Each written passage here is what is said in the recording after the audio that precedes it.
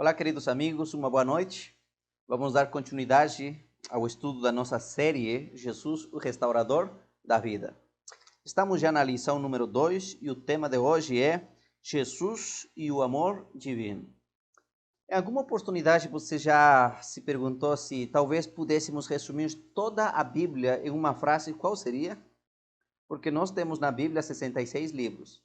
Mas imagina que a gente tivesse a oportunidade de resumir só em uma frase. Qual seria? A maioria dos teólogos, as pessoas que estudam a Bíblia, dizem que seria a frase Deus é amor. E é sobre esse amor que eu quero estudar com vocês.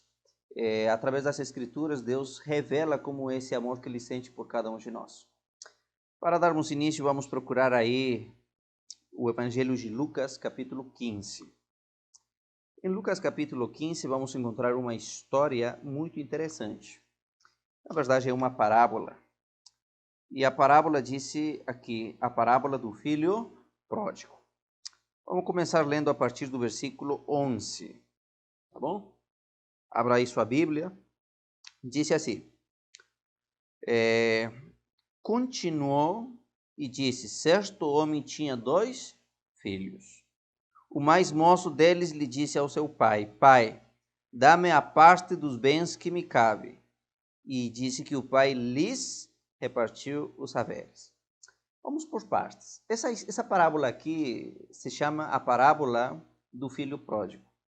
Mas quando a gente estuda a história e avalia os detalhes que estão ali contidos, na verdade descobrimos que o título seria a parábola dos filhos pródigos.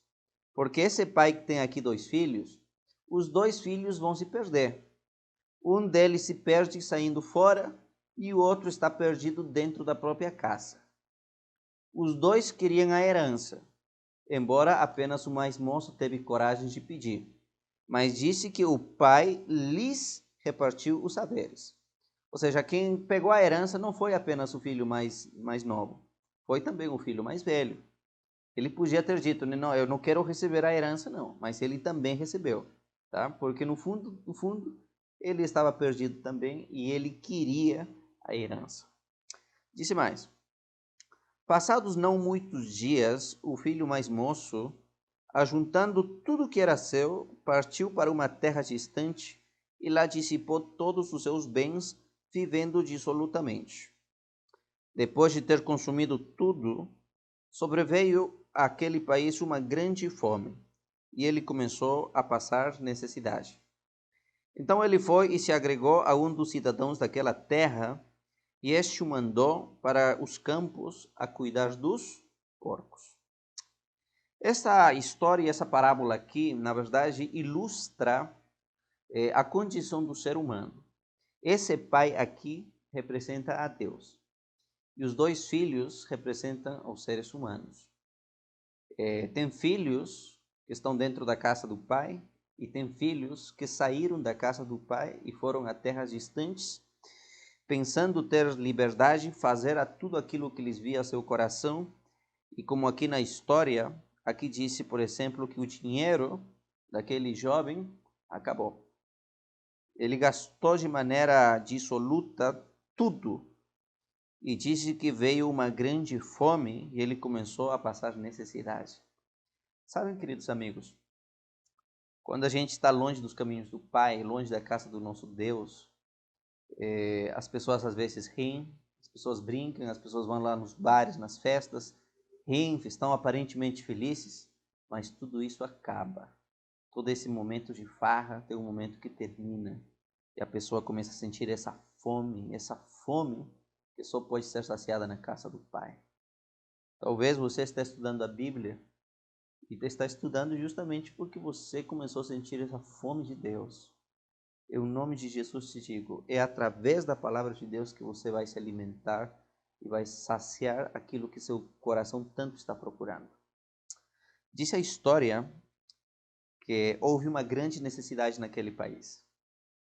E nesse momento aparece um cidadão, e esse cidadão diz para o jovem, olha, fica tranquilo, eu sei um lugar onde você perfeitamente se encaixa.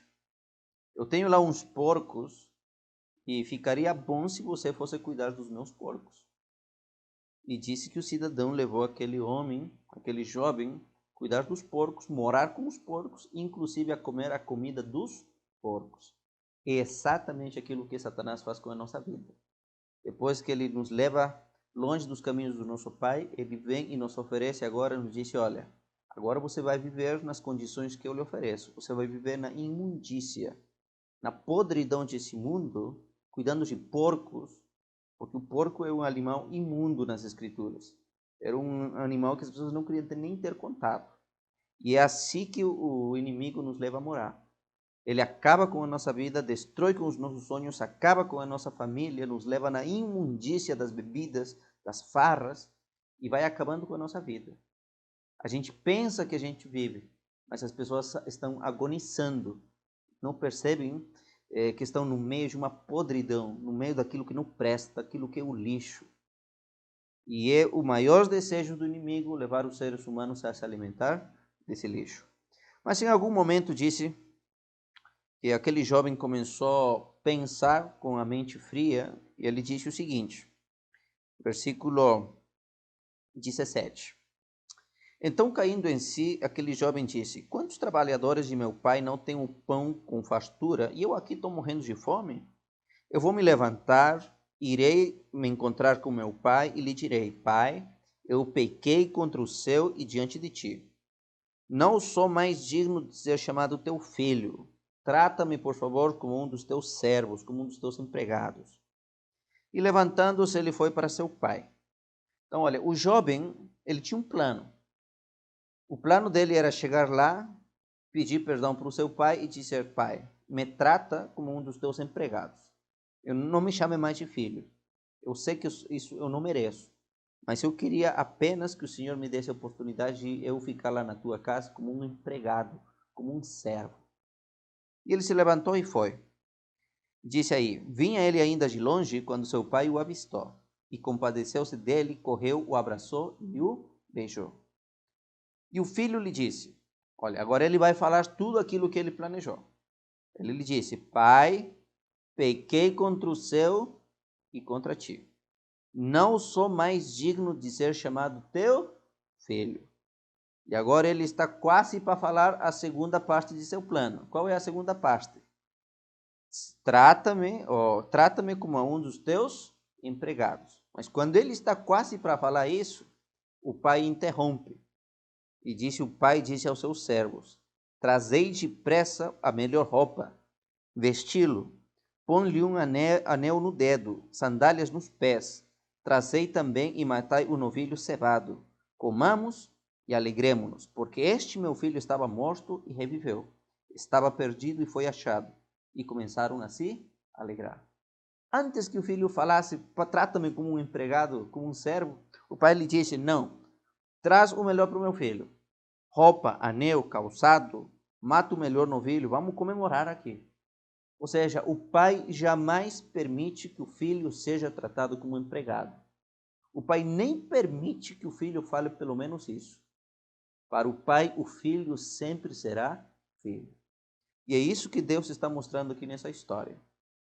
Deus nos ama tanto, Deus te ama tanto, que Deus nunca nos trata como empregados, mesmo nós merecendo. Mesmo nós acabando a nossa vida na farra, na imundícia desse mundo, Deus não nos trata como servos, como escravos. Deus nos trata com dignidade. Deus nos trata como filhos.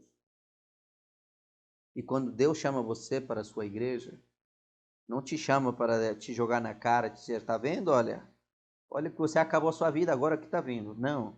Deus te chama como filho e te trata como filho. E é isso que nós vemos nas Escrituras. Ao longo de toda a Bíblia, desde Gênesis até Apocalipse, nós vemos o amor de Jesus, o trato dele para com o ser humano. Mesmo que o ser humano merecia morrer, ser destruído por causa de seu pecado, mas Deus corre atrás dele e os trata como filhos, com dignidade. Que lindo, né?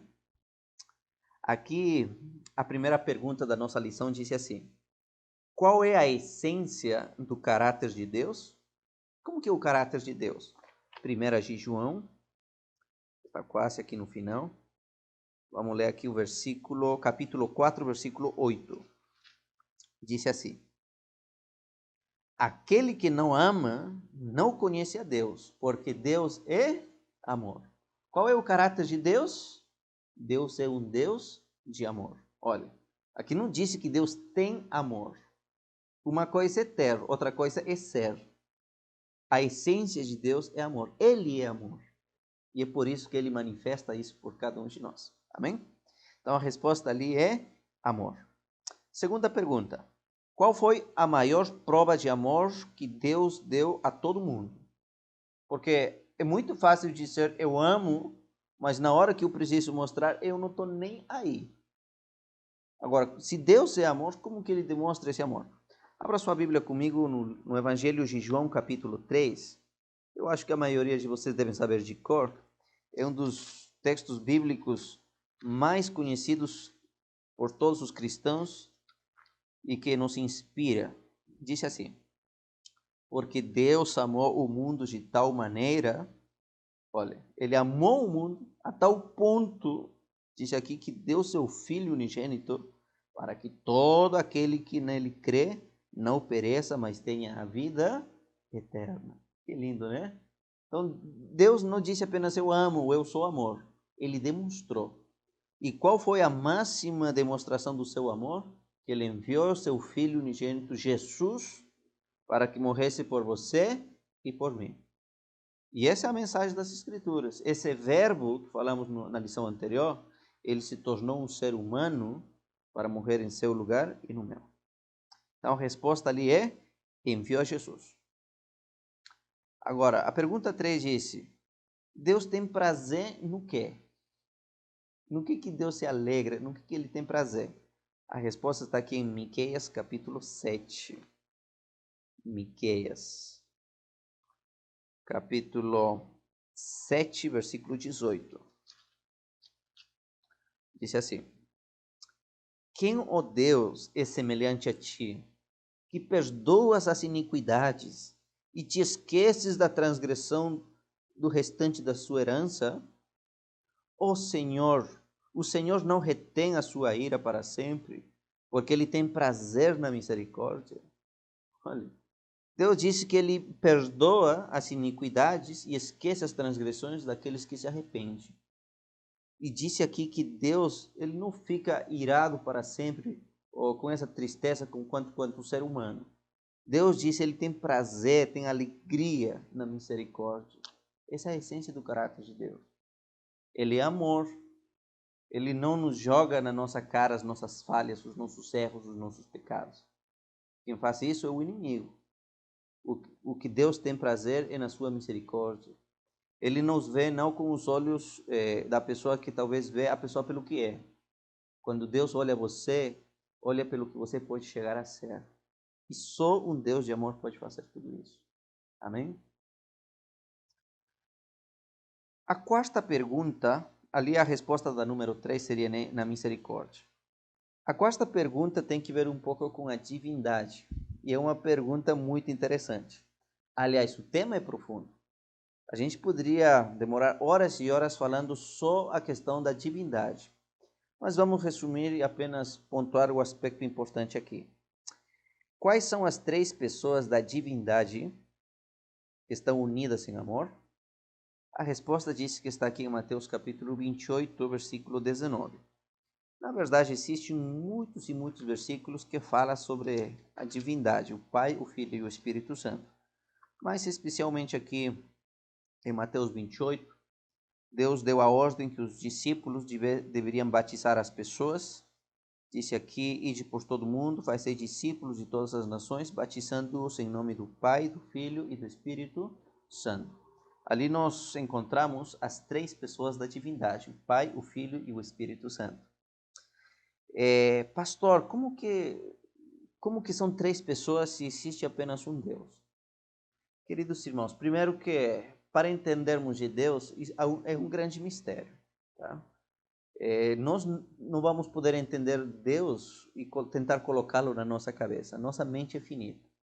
Mas através daquilo que Deus nos revelou, vamos descobrir muitas coisas com relação a Ele que é necessário e importante para a nossa salvação.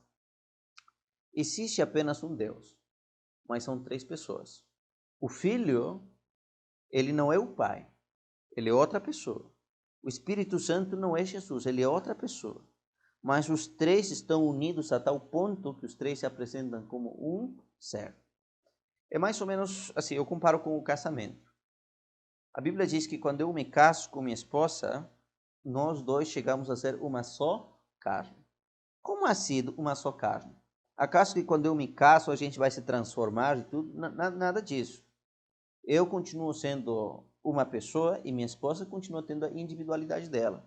Mas quando nos casamos agora, nós devemos ter o mesmo pensamento, o mesmo sentimento, o mesmo propósito.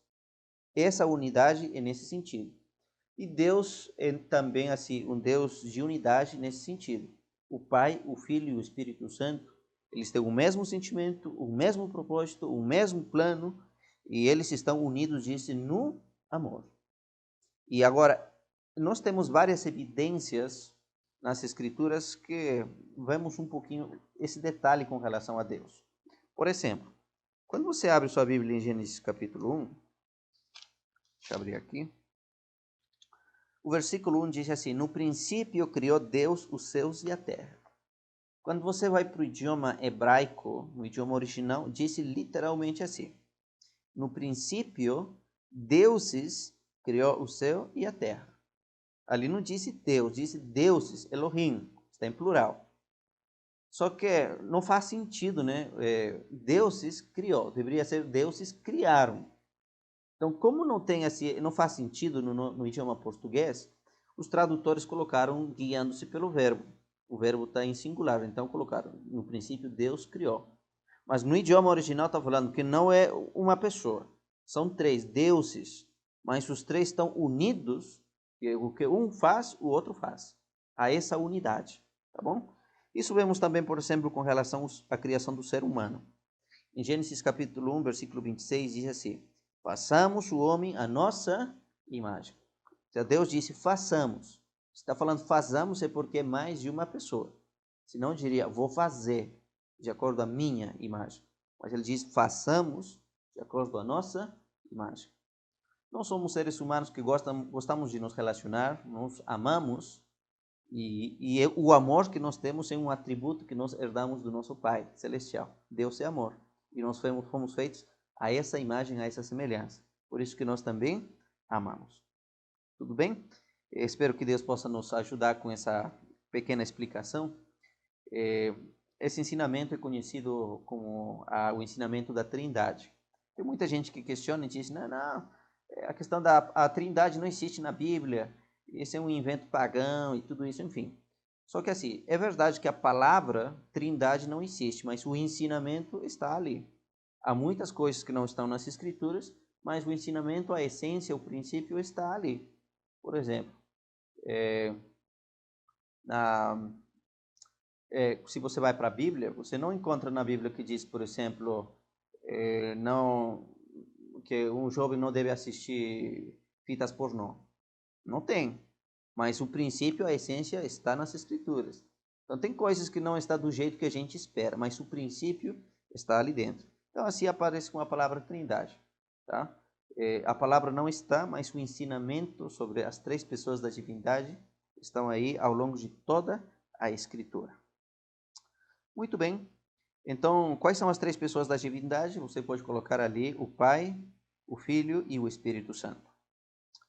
Vamos agora para a quinta pergunta.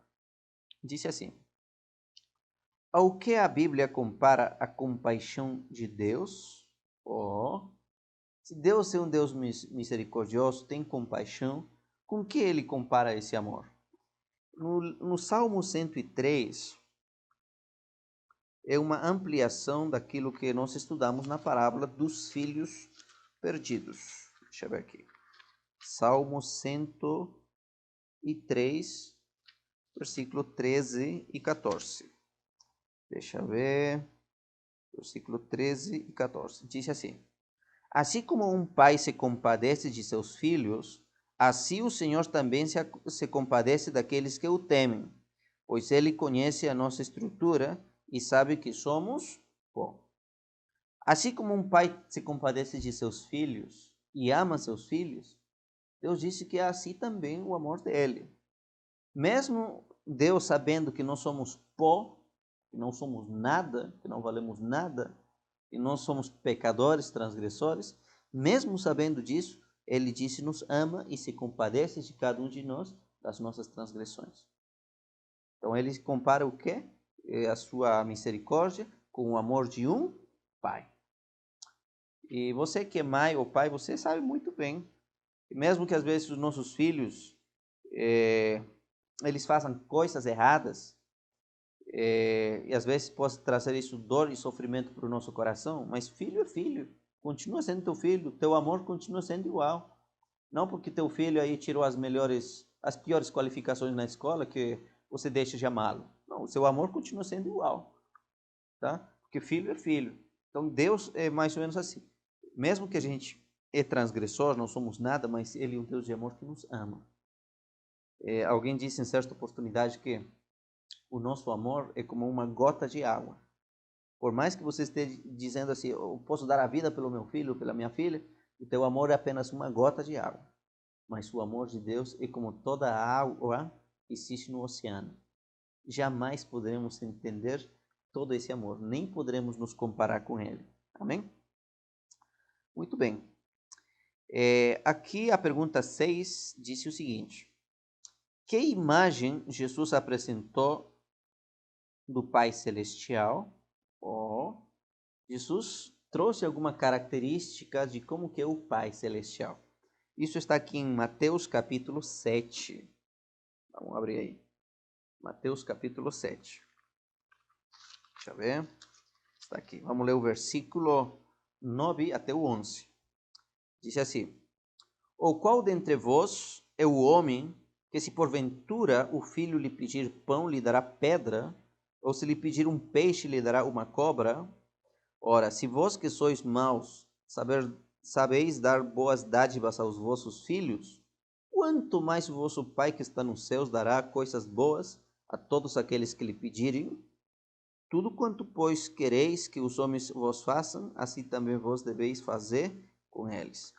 Então, Jesus disse, olha, o pai ama seu filho, um pai de verdade, ele não daria, quando o filho pede comida, vai dar-lhe uma pedra, outra coisa. O pai vai lhe dar o melhor, o alimento. Então disse, olha, se nós, sendo seres humanos, falhos, pecadores, damos o melhor para os nossos filhos, e estamos inclusive dispostos a dar a nossa vida por eles, imagina Deus, o que Ele não faz pelas suas criaturas. Se nós com uma gotinha de amor somos e fazemos o que fazemos, imagina Deus, que o amor dele é como a água de todo o oceano. Deus faz de tudo por nós. E a máxima manifestação aconteceu quando ele deu seu filho, Jesus, para morrer em nosso lugar na cruz. Então vamos responder. Qual é a imagem que Jesus apresentou do Pai? Um pai que cuida de seus filhos. Amém? Muito bem. Vamos para a última pergunta. Diz assim: o que pode nos separar do amor de Deus? Uau! Aqui é uma pergunta boa, viu? Será que tem alguma coisa que pode nos separar do amor de Deus? Em Romanos capítulo 8, o versículo 38 e 39, disse o seguinte.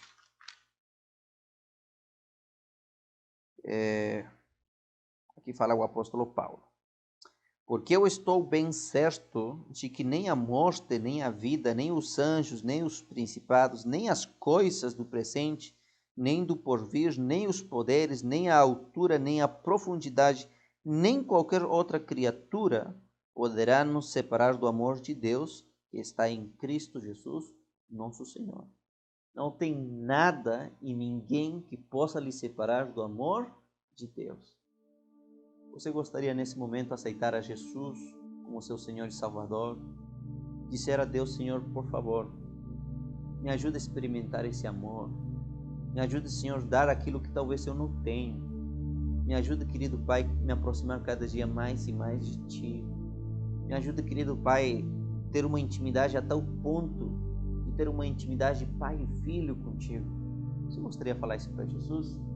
Então convida nesse momento para que Ele entre no seu coração, para que Ele ocupe o primeiro lugar na sua vida, para que Ele seja teu Pai. Amém? Então vamos fazer uma oração? Querido Deus, obrigado pelo teu amor. Obrigado porque mesmo sendo pecadores, o Senhor jamais desistiu de nós. Obrigado porque mesmo sendo pecadores, o Senhor nos procura. O Senhor jamais nos trata como servos, como empregados. O Senhor nos trata como filhos. Por favor, Senhor, venha restaurar a nossa vida. Venha restaurar a vida das pessoas que estão assistindo essa série de estudos. E suplicamos em nome de Jesus. Amém. Queridos amigos, antes de terminar, só lembrando a sua tarefa, viu? A tarefa para vocês está na página número 10. Ali tem um estudo adicional que tem 3 coisas, com comunhão, relacionamento e missão. Não deixe de estudar, viu? Então nos encontramos na nossa próxima lição, que tem como título Jesus e a restauração do bem. Que Deus te abençoe. Até a próxima.